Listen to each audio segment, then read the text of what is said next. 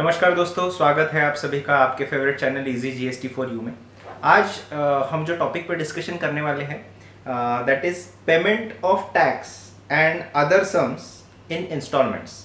It is govern by section 80 of CGST act read with rule 158 of CGST rules. तो अगर heading हम लोग देखते हैं दोस्तों कि payment of tax and other sums, other amounts in installments. तो इंस्टॉलमेंट्स जो कंसेप्ट है कि कोई किसी केस में अगर टैक्स पेयर लमसम कोई लायबिलिटी पे नहीं कर सकता है तो ये प्रोविजन गवर्न करती है कि उसको इंस्टॉलमेंट्स में टैक्स पेमेंट करने की जो अलाउंस है वो किस तरीके से मिलेगा, कौन सी सम्स को मिलेगा, कौन सी केस में नहीं मिलेगा और उसके लिए क्या सिचुएशंस, कंडीशंस, प्री रिक्विजिट्स है। तो दोस्तों सबसे पहले तो अगर हम लोग सेक्शन 80 रेफर करते हैं तो उसमें कहा गया है on an application filed by tax payer. तो इसमें जो इनिशिएट होना है कि इंस्टॉलमेंट में पेमेंट करने के लिए अप्रूवल मांगने के लिए जो इनिशिएशन है that has to be from the tax payer side. Tax payer पहले एग्री करेगा based on the scrutiny of that application. The commissioner, the word is used here is the commissioner में, मतलब commissioner जो है अभी यहाँ पे word used is not proper officer या jurisdiction officer, the word used is commissioner. So that application will be going because it is online application, you will go directly to the commissioner and commissioner will allot to a specific person to study that particular case. For reasons recorded in writing, extend the time of payment or allow payment of any amount due under this act other than the amount as per the liability self assessed in return by such persons in monthly installment not exceeding 24.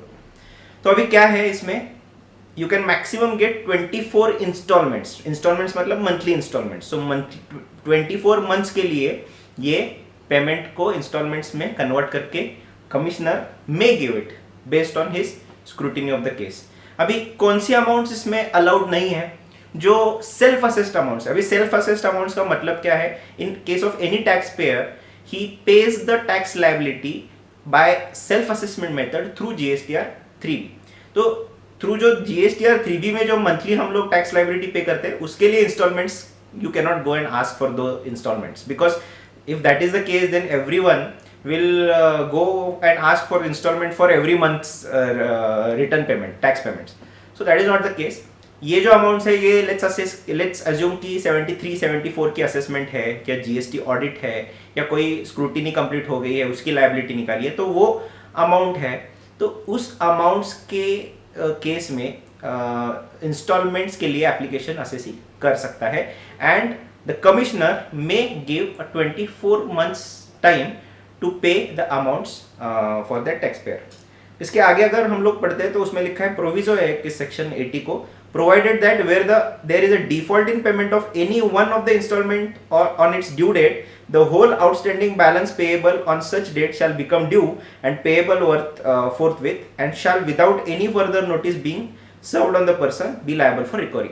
तो उसको एक schedule let's say 12 installments approve हो गई है। 12 installments में instalment 1 2 3 4 5 5 instalment वो पे करता है एसएससी, लेकिन छठी इंस्टॉलमेंट में वो डिफॉल्ट करता है, पे नहीं कर पाता है। तो remaining all the including 6th instalment जो भी रिमेनिंग 7 इंस्टॉलमेंट है वो इमीडिएटली ड्यू हो जाते हैं और उसकी रिकवरी स्टार्ट होगी without issuing a show cause notice. तो ये है दोस्तों इंस्टॉलमेंट के लिए ऑप्ट इन करने के लिए जो सेक्शन है सेक्शन 80 उसके बारे में। Now what we will do is will just go to the rules and let's see what rules have to talk about say about the installments.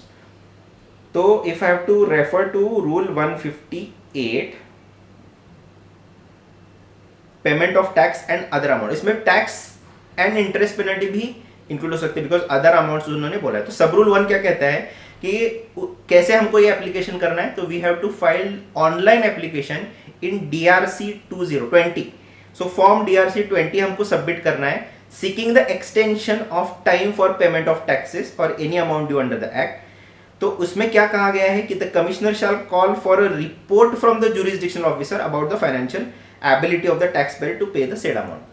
मतलब इसका मतलब है कि the commissioner to whom the application is going, he may call for some information which supports that the assessee is capable of paying the amount in said installments। मतलब for example if I am asking for 24 installments in my case, then the commissioner will authorize my jurisdictional officer, under whom my jurisdiction comes, to assess my case and financial ability to repay it in the next 24 installment. Similar to bank, हम लोग जब भी bank में कोई loan proposal submit करते हैं तो bank will ask for projections, project report, और वो देखती है कि whether this business is capable of repayment of the loan in the specified period of time.